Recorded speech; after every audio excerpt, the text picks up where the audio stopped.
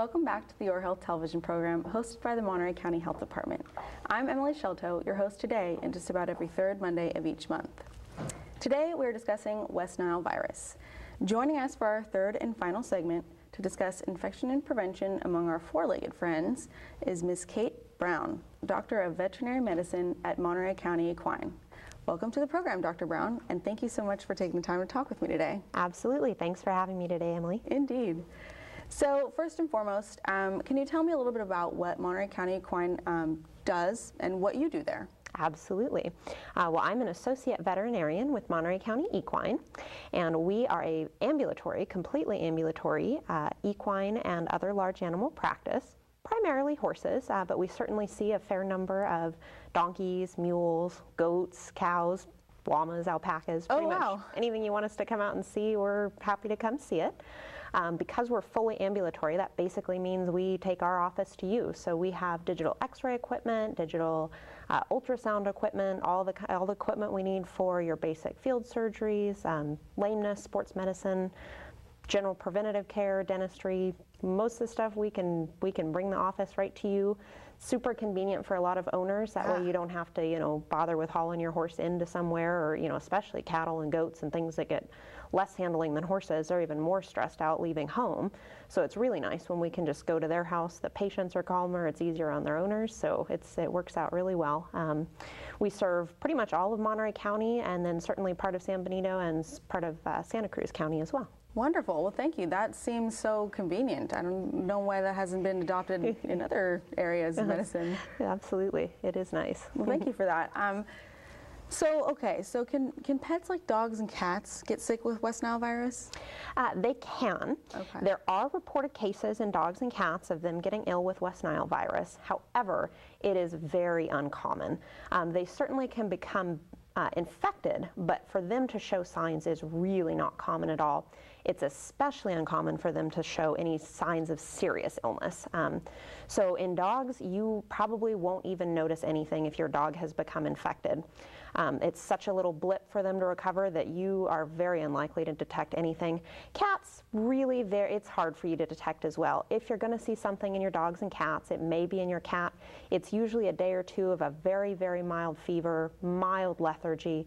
In general, you're not going to pick it up. It's not very common in our domestic pet species, and it's certainly not very common to have any kind of severe illness from it. Oh, okay. That's great news. Absolutely. Thank you. What about other animals? Can they get sick, and if so, which ones? Certainly they can. Horses and birds are really our big two so far as showing significant clinical signs. Our other livestock species can absolutely come down and become infected with West Nile virus, but it tends to be more along the lines with the dogs and cats, where it's just a little blip, you don't notice too much. But horses for sure can become infected, can show clinical signs, birds as well. Certainly in horses, it's kind of similar to people, where the majority of horses that have become infected aren't going to show clinical signs. And if they do show clinical signs, there's really a spectrum that goes similarly to people. You can start out with your mild flu-like symptoms. It's usually a low-grade fever, a little bit of an appetence, a little bit of lethargy. And then those symptoms, unfortunately, can, get pretty darn severe, and they can range all the way to encephalomyelitis, where they are very ill and unfortunately occasionally can even cause fatalities. Oh, so different story for the bigger ones. Well, yes, sometimes. And birds as well. Yeah, absolutely. Birds, mostly it's wild birds, but even some chickens can come down with it occasionally, and those tend to also show, depending on the type of bird, they can show signs and get ill. Okay. So how do these guys become infected with West Nile? It's the same as people. Yep, absolutely. For the most part, all of our domestic species and the wild species get infected by being bitten by an infected mosquito that transmits it via the bloodstream. Okay, so same there. Absolutely. What are the symptoms of West Nile in animals? How do you tell? So the way that you tell, for the most part, is going to be looking for things like the inappetence, like the lethargy. If you have the mild flu symptoms, that's really about all you're going to detect, is they might be off their feed for a couple of days, low-grade fever. But if they are going to get the encephalomyelitic form, which is, inflammation of the brain, the spinal cord, and then the surrounding tissues, that's going to be where you start to see some fairly significant neurological deficits. They're primarily related to to issues with balance and strength. So you'll see incoordination, you'll see stumbling, can have them where they actually are not able to rise to all 4 feet.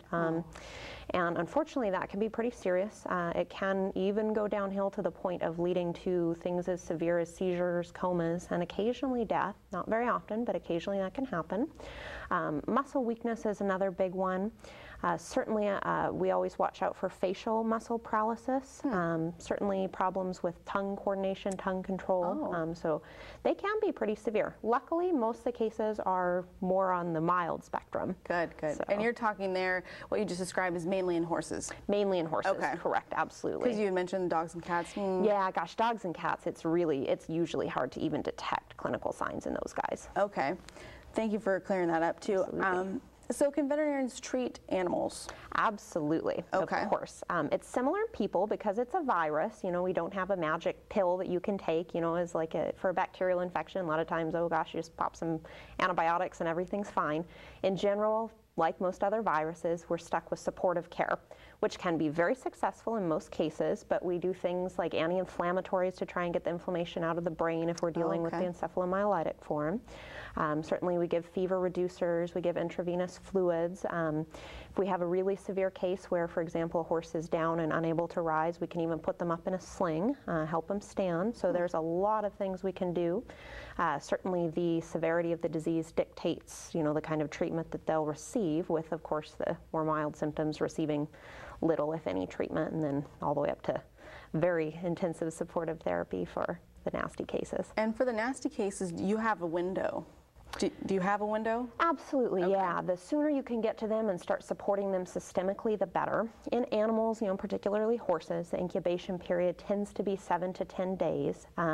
So when you start seeing those signs at that 7 to 10 day period, you want to jump on that right away. Of course, it can be hard to tell exactly when they got bitten and when you're seeing that window. Right. So of course, if you start noticing clinical signs, it's really important that you call your veterinarian right away so that you can start treatment immediately. Okay, thank you. And then if an animal is, you know, severely ill, or even just, you know, has West Nile virus, maybe not a severe case, do they pose risk to humans and or other animals? Fortunately, they do not. Okay. Our domestic species certainly are all going to be dead-end hosts, which is what we had talked about previously here on the program. They do not mount enough of a viremia, so they don't have enough virus circulating in their bloodstream to be able to transmit the virus to other animals or other people. The one caveat that I do want to mention with that is that the clinical signs that we see in horses with the neurologic form can look extremely similar to rabies. Oh. So even though the West Nile is absolutely not going to be spread from your horse to you, or from your horse to another horse, or from your horse to your dog, you know, we still want you to be really careful and really vigilant and call right away, because if you start seeing these neurologic signs, we can't differentiate those from rabies. Huh, that's interesting, and that's a whole nother way to deal with that. Yes, very different. And you did mention, you mentioned at the beginning of the response for domesticated animals. Now, because we talked about birds earlier, and birds is a whole different story as well. Yes. Okay. Birds are occasionally not, you know, they can spread, you know, because that's where our reservoirs lie. They can spread disease to other animals. So birds, you know, if you find a dead bird, you want to be careful, you know, call immediately. If you're going to handle it, put on gloves. Anytime if you had an occasion to handle any of the central nervous system tissues, so the brain, the spinal cord, you need to be extremely careful. You need to wear gloves, and really you should be calling a professional in for that. There's no reason that the average citizen without training should be handling those tissues. Okay. And so on the prevention end of this, can you use insect repellent on dogs and cats? You can. You don't want to use any DEET-based products on your dogs and cats because, of course, you know, we all know they like to lick things off. So we don't want to end up with any toxicity issues with them consuming too much DEET. The permethrin-based, you know, flea and tick products, so a lot of those monthly flea and tick products can provide some degree of protection. Okay. Because we don't tend to see severe signs in our dogs and cats, you know, we don't We don't tend to apply a lot of insect repellent to them the same as we do with horses. But certainly, it's still a good idea to keep their environment as mosquito-free as possible. That makes sense. Absolutely. So how can viewers protect their horses from West Nile, and what month are horses at most risk? So that's a great question. Mosquito activity tends to be the highest in the summer and early fall. So around here, July through October really are big mosquito months. So we're heading into mosquito season, definitely. And then horses, there is a vaccination for horses, an FDA-approved vaccine for horses. So certainly that helps a lot with protection. And then absolutely fly sprays for your horses. They're permethrin-based fly sprays applied, can be up to several times a day. If you're really, you're in mosquito country, you're seeing a lot of them, they're landing on your horse. You can apply that up to several times a day. Those will certainly help. And then absolutely keeping them inside from dusk until dawn when the mosquitoes are at their highest time of feeding is important. Mosquitoes don't tend to be super strong flyers. So if you actually put fans in and around your barn, if you're having a problem with mosquitoes and you hang up fans for your horses, the mosquitoes have a really hard time flying through the strong air current, so that can help a lot. That's nice. Absolutely. And then of course, as Ken was talking about, certainly, all the mosquito abatement, you want to empty any standing water, you want to try and clear shrubs and bushes that you think are going to be good habitats for those mosquitoes, and absolutely getting those larva-eating fish, those mosquito larva-eating fish in your water tanks. Great idea. Okay. Well, thank you for that. So we talked about wind. We talked about fly repellent. Yep, is what you called it? Yep, okay. Permethrin insect repellent. Or wind. You talked about fans. I'm thinking a windy day might even be good. Yeah, absolutely. Yeah, they're not strong flyers. So if you've got a really windy day, you're not going to have nearly as many mosquitoes. That's good to know. How else can viewers keep their horses from being bitten? Eliminating the standing water, you talked about mosquito control. Absolutely, yeah. Those permethrin-based flies, or fly sprays rather, insect repellent sprays, and then certainly, keeping them inside certain times of the day, and those are the big guys. Great. Want to highlight all those preventative absolutely methods as much as possible. So you mentioned the vaccine. We had heard that there's no vaccine for humans from a previous guest. Tell me more about the vaccine for horses. So horses are the only species in which there is, and there are several actually, FDA-approved vaccinations. They're very effective vaccines. Unfortunately, no vaccine is 100% effective, but they are very effective vaccines. For horses, they're actually considered part of the yearly core vaccines. So the American Association of Equine Practitioners puts together a list based on, risk and benefit for all of the horses nationwide as far as what they need to be vaccinated against. Okay. And West Nile virus is absolutely on the list of core vaccines that every horse needs to receive. And when I say horse, I actually mean equid, so I'm including mules and donkeys in this classification. Thank you. So yeah, absolutely. We want every 12 months, we want to get those horses vaccinated. We ideally like to get them vaccinated at minimum 2 to 4 weeks before the beginning of vector season. So I like to have my horses vaccinated, my patients vaccinated, certainly ideally before June 1. If they've never been vaccinated before, it's a 2-dose series. So they'll get the first dose, and then 3 to 6 weeks later, they'll get their second booster dose.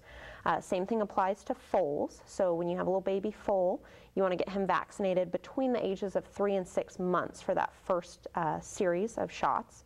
And you'll want to talk to your veterinarian because certainly it depends a little bit upon the vaccination status of their dam and when during the mosquito season they were born, as far as when, how early do you want to start them at 3 months? Do you want to start them at 6 months? It depends on your individual situation, and your personal veterinarian will be able to tailor a good program for you. Oh, wow. Okay. So every year we're doing 2. Nope. No. Just the very first time a horse has ever been vaccinated, whether it's a foal or whether it's an adult horse. If he's never been vaccinated before, he's going to get the 2-dose series, and then after that, it's an annual vaccination. Okay. Yep, absolutely. So every 12 months annually. Unfortunately, our antibody levels tend to wane after about 12 months, so we for sure want to get everybody done once a year. Okay. They try to make it as complicated as for children. Absolutely. Just kidding. So let's see. So we have We know that the vaccine doesn't, it's not 100% as many vaccines are. Tell me about the West Nile activity this year so far. Has there been much in Monterey County? So this year, thank goodness, and historically actually, we have not had a lot of West Nile virus activity in Monterey County. Okay. We've had no human cases in Monterey County. We've had no horse cases in Monterey County. And actually there's been one case this year in California of West Nile. It's been in a person, and it was in Sacramento County, so quite a ways away from us. Luckily, like I said, Monterey County is not a big guy. Certainly Santa Cruz and San Benito counties, so our closest neighbors there, are not heavy West Nile counties either. So luckily for us, that's the deal. Again, we're just heading into mosquito season, right. though, so that doesn't mean that, oh gosh, this isn't going to be a big West Nile year. It's probably not going to be a huge year, but it's certainly, you know, we still are absolutely on the early end of things here, so we can't say for sure, but not looking too bad so far this year. Last year we had 22 equine cases in California. Okay. Of those 22, unfortunately 8 were bad enough that they resulted in fatalities. Either the patient died or had to be humanely euthanized. But again, fortunately none of those were in Monterey County, and actually none were in Santa Cruz or San Benito County either. Okay, so go ahead. Oh, Please no, continue. I was just going to continue. I was going to tell you that the first case ever reported in California was in 2003 in a horse. The first equine case, I should say, was 2003. It was just one case that year in horses. But then the next year, we had a major West Nile issue in California. We had over 500 infections in horses in 2004. So it absolutely is in California. Fortunately, we just don't have a lot of it here in Monterey County. So is there any way to predict like the virulence of the virus in 2004? Why? And then, you know, it seemed like last year there was deaths. I think a lot of it kind of possibly has to do, again, with some of the things Ken was talking about. You know, it depends on how bad of a year it is so far as how many mosquitoes we have around. It also depends a little bit on the immune status of our patients, so far as do they have high antibody levels. The reason that West Nile, or one of the reasons West Nile was so bad when it initially came out, you know, in '99 in horses anyways, and spread across the country, was because we didn't have any, we had a completely naive population. None of our animals here in the United States had ever seen West Nile virus. Right. They'd never been exposed, they'd never been vaccinated, so their immune systems were not prepared to handle that. Right. So fortunately, the more time goes on, you know, we've had a good decade now, or decade plus, of vaccinating our animals with the available vaccine, vaccinating our horses. So I think that that helps as well. Because we had seen our first case in '03, I think probably a lot more people hadn't vaccinated because we just hadn't had it here. So I think in '04, we probably were still dealing with a fairly naive population. Okay. And I think that that is potentially part of the reason that that was such a bad year, and certainly weather conditions could have played a lot into that as well. Yeah. A great site so far as monitoring what you've got going on here in California is www.westnile.ca.gov, and that'll give you